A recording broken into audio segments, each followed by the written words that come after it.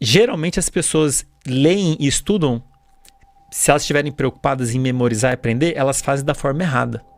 Se você lê um conteúdo e não revisar ele depois, a maior parte do que você leu vai ser esquecido. Então, possivelmente, o mais provável até é que a pessoa só consiga escrever uma página porque ela não registrou mesmo, ela não memorizou a maior parte do livro. Eu só assim, André, mas o que eu tenho que fazer para eu memorizar a maior parte do livro? Você tem que ir lendo e aos poucos você tem que fazer um processo que a gente chama de revisão ativa, que é você tentar lembrar o conteúdo sem consultar ele. O que seria isso num livro ou num material? É você ler o material, um capítulo, fecha o livro, um capítulo, uma página, não sei, uma quantidade X, você fecha. E aí você tenta pôr não lê ele todo, o livro todo. Você lê um capítulo, fecha o livro, não olha mais ele e tenta lembrar sozinho, sem consultar o material, tudo que você leu. Esse esforço que você tem para tentar achar essa informação vale ouro do ponto de vista de aprendizado, do ponto de vista de formação de memória. Então, um estudante que quer aprender para passar numa prova, ele tem que fazer isso. Senão ele vai desperdiçar o tempo dele. Isso tem evidência dizendo que esse é o melhor jeito. Tem inúmeras evidências, não é o Fermento. Tem revisão, tem estudo. Tem tanta evidência científica que eu fico chocado de não ser amplamente de não ter sido ensinado, sei lá, na escola.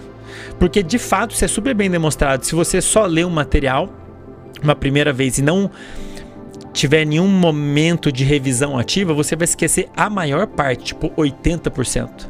Agora, o jeito certo ele é mais custoso e leva mais tempo, né? Porque uma coisa é você ler o livro direto, outra coisa é você ler um capítulo, parar, tentar lembrar tudo. Como que você pode fazer isso? Pode fechar e tentar explicar para alguém que você acabou de ler.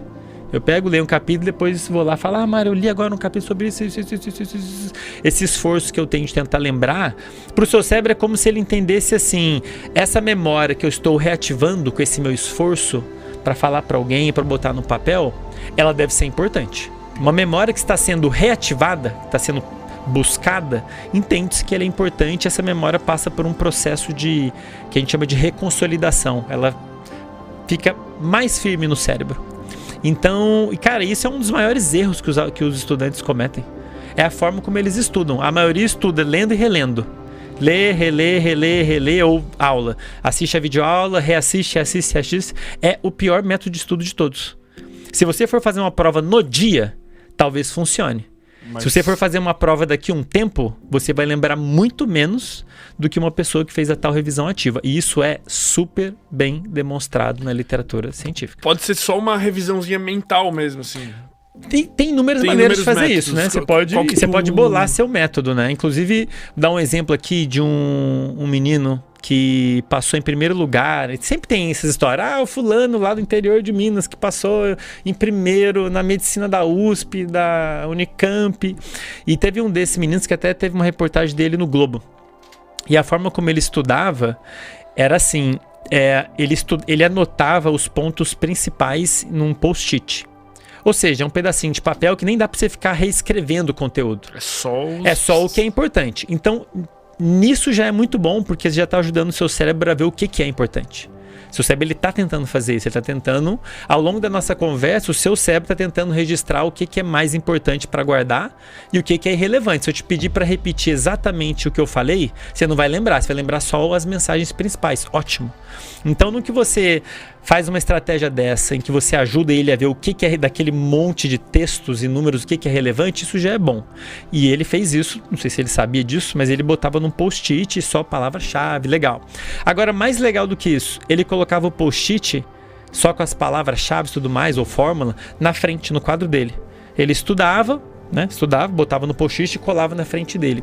Então, naturalmente, dia após dia, como ele olhava os post-its, aquilo ali servia como um gatilho para ele tentar lembrar o conteúdo sozinho. Você olha no post-it ali, digamos, Andrei falou do sono. Aí você leu aquilo ali e fala, por que o Andrei falou do sono mesmo? Ele falou isso. Esse esforço que você tem de reativar a memória, por isso daí que vem o termo ativo. Não é ativo fisicamente, é ativo mentalmente. É você se esforçar mentalmente para lembrar algo. Isso vale ouro.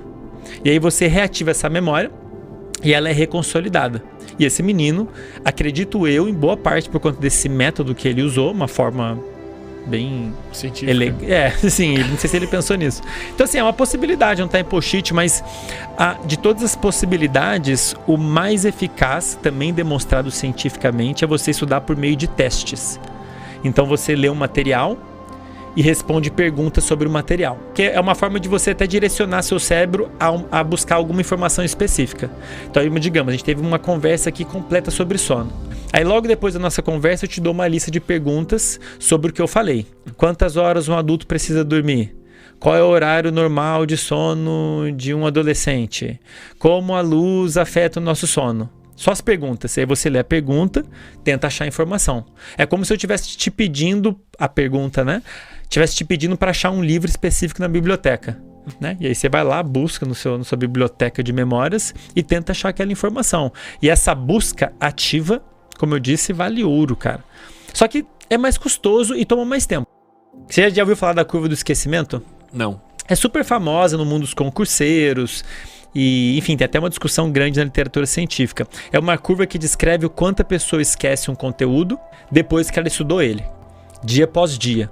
E, enfim, o quanto a pessoa vai esquecer vai depender de vários fatores. Quão motivada ela estava na hora que ela estudou, quão focada ela estava, com sono, enfim, com a qualidade do sono e tudo mais. Mas, de um modo geral, a gente tende a esquecer uma parcela enorme nos primeiros dias.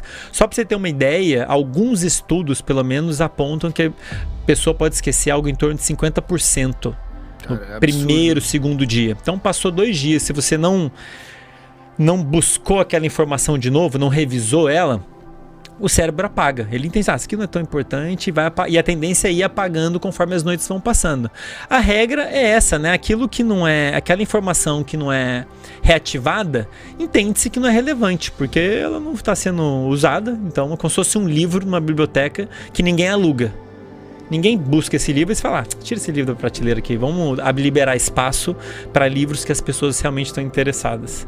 Inclusive, depois de um tempo, a primeira aula que eu dava para as turmas da UFSC, eu explicava isso. Era a primeira coisa que eu falava. Eu ia dar aula de neurociência, falava, gente, antes de eu começar a falar de neurônio, eu vou falar um negócio aqui para vocês, porque ninguém ensinou para vocês. Eles ficavam tipo, caraca, que é isso? Eu falava, gente, é o seguinte, desenhava a curva de esquecimento no quadro. Falei, gente, vou poupar tempo de vocês, porque se você tiver uma aula hoje, você tem que entender que se você não revisar aquilo do jeito certo, na semana seguinte você vai ter esquecido a maior parte, tipo 70%, 80%. Tá perdendo seu tempo, você já tá vindo aqui, já tem que estudar, vamos fazer direito. Aí eu explicava a curva do esquecimento e explicava o princípio básico para as pessoas conseguirem consolidar aquela informação, já que tá ali, né? E uma forma muito interessante de fazer isso é por meio de teste, não é a única. Mas até o momento tem sido mostrado como sendo a melhor técnica de estudo.